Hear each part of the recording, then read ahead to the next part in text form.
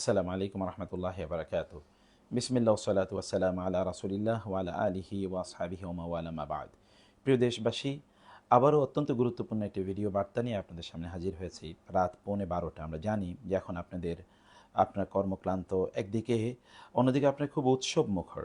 কিন্তু এই সময়ে আপনাদেরকে সতর্ক থাকতে হবে, কারণ উৎসবের মুহূর্তেই, আনন্দের মুহূর্তেই মূলত আক্রমণ ঘটে। রাসূলুল্লাহ সাল্লাল্লাহু আলাইহি ওয়াসাল্লাম যখন মক্কা বিজয় করলেন, তখন ওইদিকে বনু সাকিফ এবং তায়েববাসীরা তারা চিন্তা করেছে যে এই সময়ে রাসূল ইসলামকে আক্রমণ করা, মুসলিমদেরকে আক্রমণ করা যায়, কারণ যখন বিজয় হয় তখন সবাই আনন্দ মুখর থাকে, তখনই মূলত শত্রুরা তারা আক্রমণ করতে পারে এবং বড় দুর্ঘটনা ঘটাতে পারে। রাসূল ইসলাম যেহেতু আল্লাহ তাআলা কর্তৃক তিনি সদা সর্বদা গাইডেড ছিলেন, সে কারণে তিনি জেনেছেন এবং তিনি মক্কা থেকে আরও 2000 সৈন্যসহ, মদিনা থেকে আগত 10,000, মোট 12,000 সৈন্যসহ তিনি সামনে এগিয়ে গেলেন। বনু সাকিফের বিরুদ্ধে যুদ্ধ হলো, বনু তায়েফের এবং তায়েববাসীর বিরুদ্ধে যুদ্ধ হলো, এবং আপনারা জানেন যে হুনায়নের যুদ্ধ সংগঠিত হয়েছে। অতএব সেখানে কিন্তু মুসলিমরা তারা একটা বিশাল সংখ্যক তারা নিয়ে সেখানে গিয়েছিল, এবং তারা হঠাৎ করে তার মধ্যখানে কিন্তু আক্রান্ত হয়েছে, বহু সাহাবী সেখানে হতাহত হয়েছেন, কিন্তু তারপরে আলটিমেটলি তারা বিজয়ী হয়েছেন। কিন্তু এই যে ক্ষণিকের অসতর্কতা, আল্লাহ সুবহানাহু ওয়া তাআলা বলেছেন, তোমরা মনে করেছিলে যে তোমাদেরকে তোমাদের বিশাল বড় বাহিনী তোমাদেরকে সাহায্য করবে, এটা তোমরা মনে করেছিলে, কিন্তু বিশাল বাহিনী তোমাদেরকে সাহায্য করতে পারেনি। অনেক বড় সংখ্যা হলে আপনি যে বিজয়ী হবেন তা কিন্তু নয়। অতএব আপনারা আজকে বিজয়ী, আপনাদেরকে স্বাগত জানাচ্ছি, বিজয়ের জন্য অভিনন্দন জানাচ্ছি বটে, কিন্তু কয়েকটা বিষয় আপনাদেরকে সতর্ক করে দিচ্ছি। আমরা যখন স্বৈরাচার যখন দেশ থেকে পালিয়েছে, তখন সে তার বি প্ল্যান রেখে গিয়েছে, মানে প্ল্যান বি রেখে গিয়েছে। প্ল্যান বির মধ্যে গুরুত্বপূর্ণ একটি বিষয় হলো যে তার নিজস্ব 500 গোয়েন্দা বাহিনী ছিল, যেটি ভিন্ন দেশের মানে লোকদেরকে নিয়ে তৈরি, এবং সেখানে ভিন্ন দেশের সেই কুখ্যাত সেই গোয়েন্দা বাহিনী কিন্তু এখনও আমাদের দেশে কার্যকর অবস্থা রয়েছে, তারা কিন্তু এখনও পালিয়ে যায়নি। অতএব তারা আছে, আবার স্বৈরাচারের দোসররাও এখানে আছে, তার অনুসারীরা এখানে আছে, বিভিন্নভাবে তারা উৎপেতে আছে। তাদের জন্য প্ল্যান বি রেখে গিয়েছে। প্ল্যান বি হলো সেই যে ভিন দেশের এবং পার্শ্ববর্তী দেশে তাদের যে সেই কুখ্যাত যে গোয়েন্দা বাহিনী, সেই গোয়েন্দা বাহিনীর নেতৃত্বে এখানে তারা 3টি ঘটনা ঘটাবে। তোর মধ্যে একটি ঘটনা হলো যে, এবং এই ঘটনাটি ঘটাবে তারা এই পিএমের, অর্থাৎ তার এই স্বৈরাচারের তার রেজিগনেশনের, তার পদত্যাগের 24 ঘন্টার মধ্যে, তার মানে আজকের রাত এবং আগামীকালের দিনটি খুবই খুবই গুরুত্বপূর্ণ।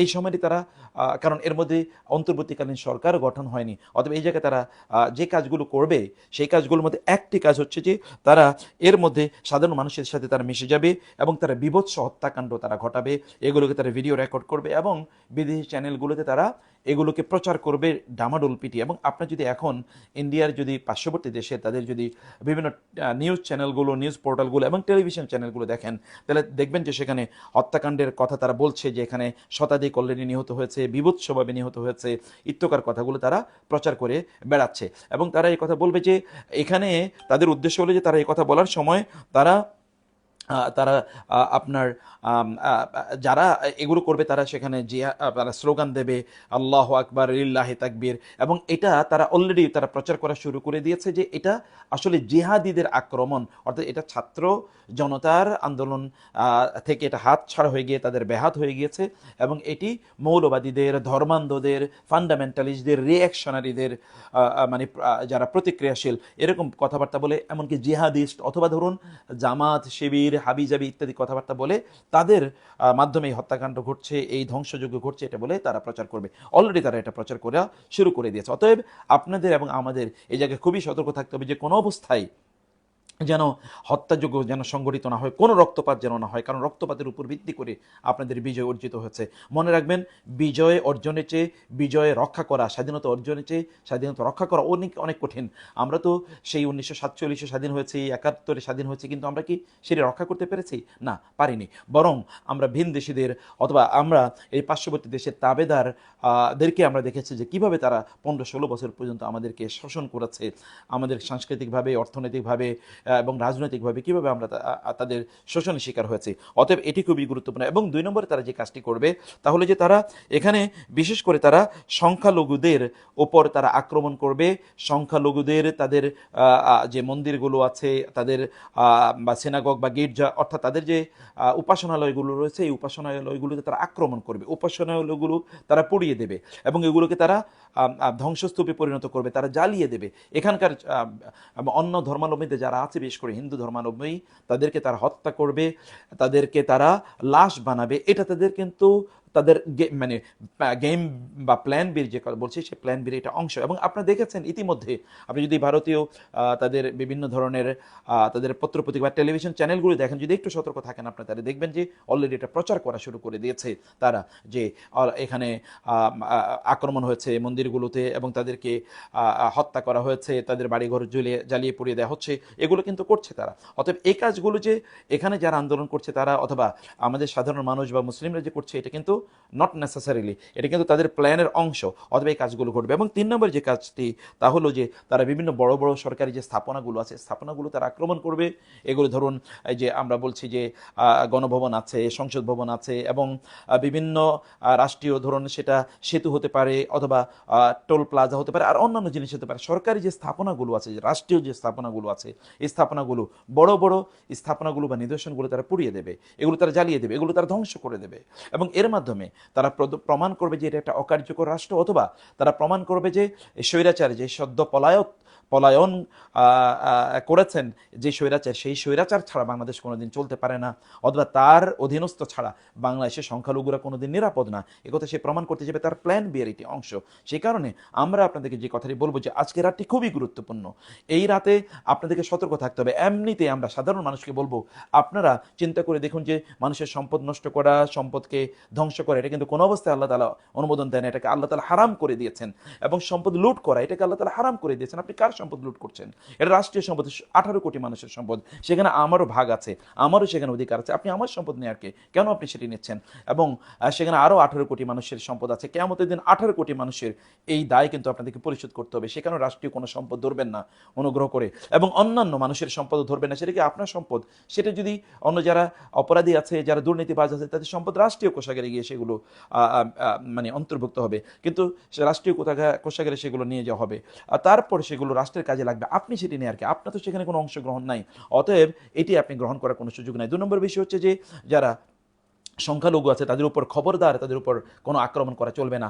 আপনার যে এই রক্তগঙ্গা বইয়ে তারা আপনাদেরকে মেসাকার করে দিয়েছিল, রক্ত স্নাত মানে এই রক্ত এর উপর অর্জিত যে আপনাদের স্বাধীনতা, এই স্বাধীনতা এটি যেন কোনো অবস্থায় ব্যাহাত না হয়ে যায়। মনে রাখবেন, বহু স্বাধীনতা কিন্তু ব্যাহাত হয়ে গিয়েছে। যারা স্বাধীনতা অর্জন করেছেন, এই স্বাধীনতা অর্জনকারীদের তাদের কখনো কখনো তাদের অদূরদর্শিতা, অথবা কখনো কখনো তাদের তারা অসচেতন ছিলেন, তারা কখনো কখনো বেখেয়াল ছিলেন। এই কারণে তাদের স্বাধীনতা কিন্তু ধ্বংস হয়ে গেছে। আমাদের এই স্বাধীনতা যেন কোনো অবস্থায় ধ্বংস না হয়, এর জন্য ব্যাহাত না হয়ে যায়, এর যেন মানে তারা যেন প্রমাণ না করতে পারে যে আমরা আসলে স্বাধীনতা পাওয়ার যোগ্য নই, বরং আমরা পরাধীন থাকারই যোগ্য।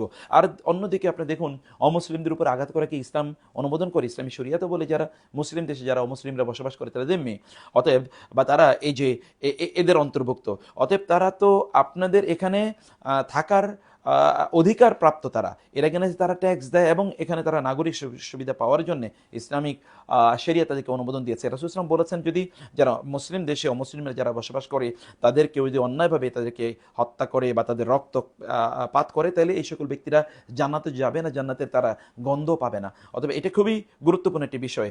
আর তাছাড়া আপনি, এরা তো আপনাদের দাওয়াতি প্রজেক্ট, তাদেরকে আপনি দাওয়াত দেন, তাদের কোনো ভুল ত্রুটি থাকলে তাদেরকে বলুন, কিন্তু তাদেরকে নিয়ে আমাদেরকে রাষ্ট্র পরিচালনা করতে হবে। কোনো দেশই কিন্তু অমুসলিম মুক্ত এটা হতে পারে না। সারা পৃথিবীর সকল মানুষ তো এখনো মুসলিম হয়ে যায়নি, অথবা আপনার দাওয়াত দিতে হবে তাদেরকে।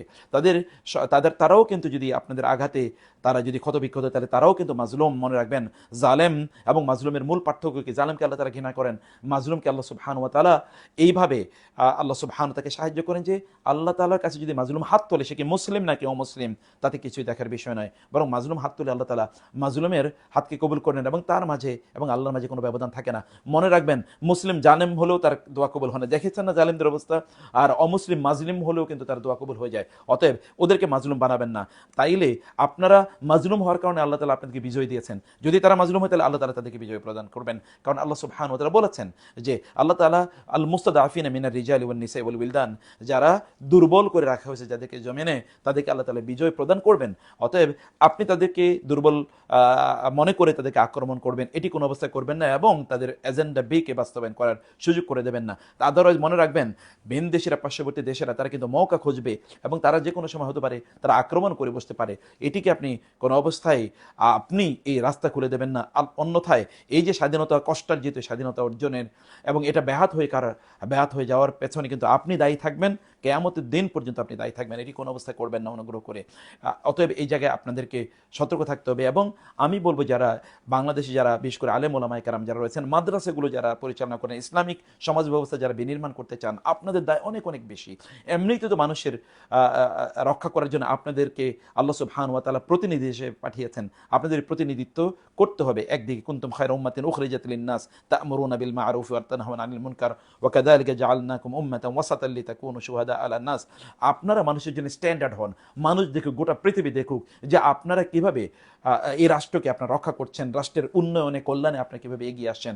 এই কারণে আমরা বলব, যারা ইসলামী সমাজ ব্যবস্থা যারা চান এবং যারা ওলামায়ে কেরাম যারা কথাবার্তা বলেন, মাদ্রাসাগুলো যারা পরিচালনা করেন, মসজিদগুলোতে যারা ইমাম এবং খেতাবতের দায়িত্ব পালন করছেন, আপনার মসজিদগুলো থেকে প্রয়োজনে এই আওয়াজ আপনারা চারিদিকে পাঠিয়ে দেন যে মন্দিরগুলোকে আজকে রাতে এগুলোকে প্রয়োজনে পাহারা দিতে হবে, অমুসলিমদের ঘর বাড়িগুলো প্রয়োজনে পাহারা দিতে হবে, কোনো অবস্থায় যেন সেখানে আক্রমণ না চলে, এটি আপনাদেরকে নিশ্চিত করতে হবে।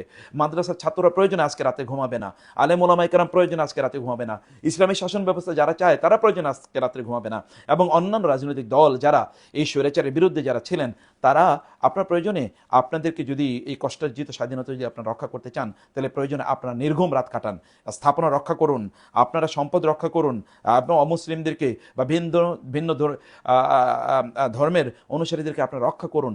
আপনারা অন্যদের মানে হাতে এজেন্ডা যেন কোনো অবস্থায় না যায়, মনে রাখতে হবে। কেবলমাত্র এটা যে তারা করছে তারা না, তারা অতি উৎসাহী কিছু মানুষকে সেখানে সাথে নিয়ে তারা কাজ করতে পারছে। ইউনিভার্সিটির ছাত্ররা, বিশ্ববিদ্যালয়ের ছাত্ররা এবং স্কুল কলেজ ছাত্ররা, মাদ্রাসার ছাত্ররা তারা করেছে আন্দোলন, কিন্তু আপনি দেখবেন যারা লুট করছে তারা কিন্তু এরা কেউ না। অতএব লুট করছে কারা?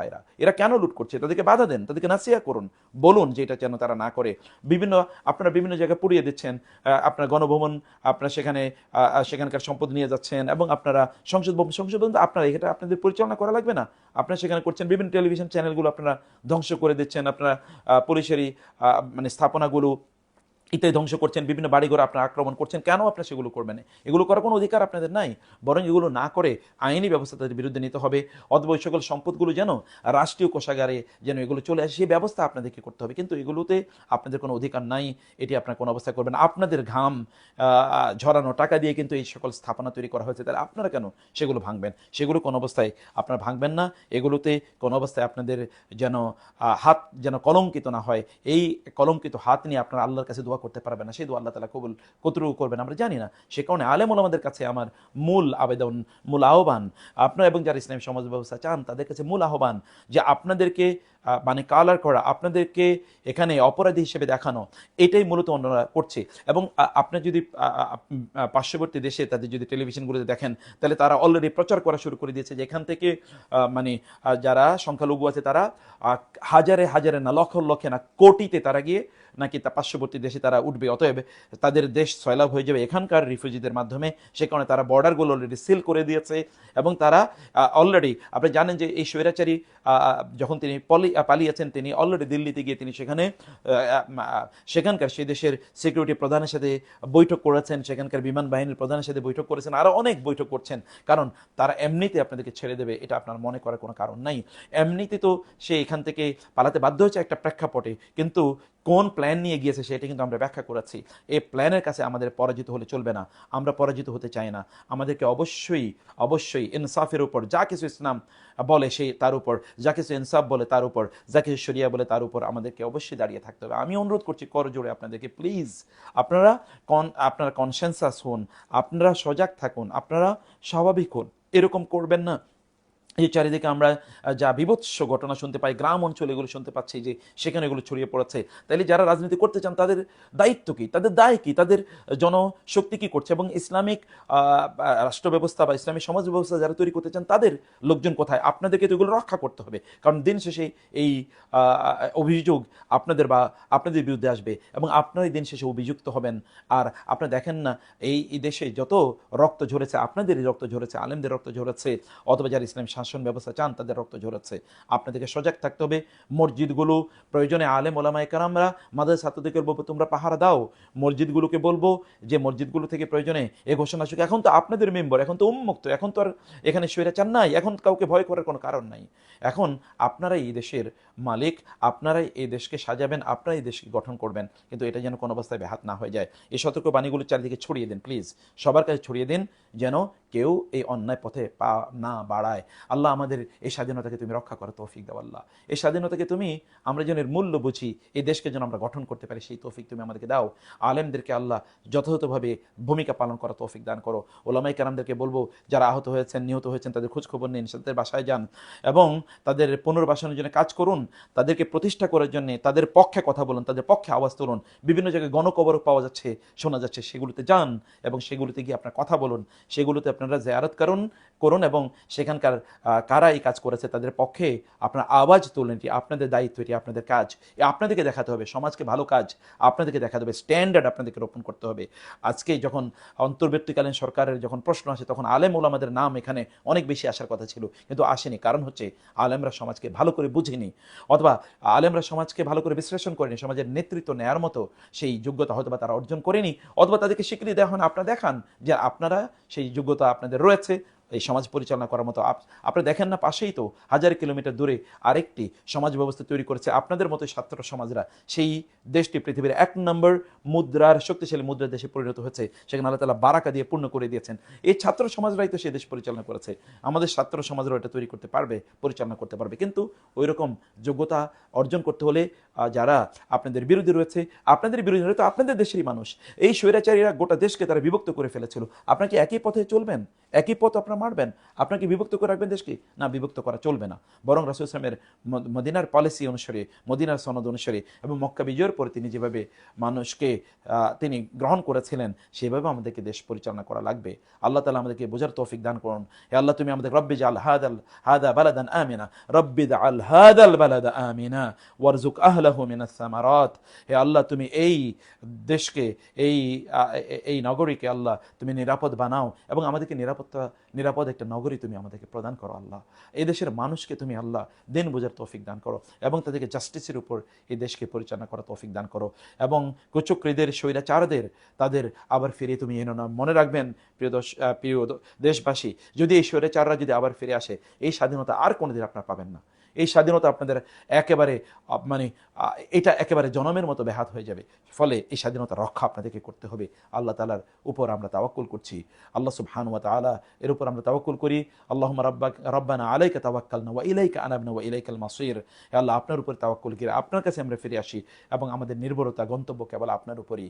আল্লাহ সুবহানাহু ওয়া তাআলা আমাদেরকে বুঝার তৌফিক দান করুন। হাদা ওয়া সাল্লাল্লাহু সুবহানাহু ওয়া তাআলা আলা নাবিয়িনা মুহাম্মদ ওয়া আলা আলিহি ওয়া সাহবিহি আজমাইন। সুবহানাকাল্লাহুম্মা ওয়া বিহামদিক আশহাদু আল্লা ইলাহা ইল্লা আনতা আস্তাগফিরুকা ওয়া আতুবু ইলাইক। ওয়াসসালামু আলাইকুম ওয়া রাহমাতুল্লাহি ওয়া বারাকাতুহু।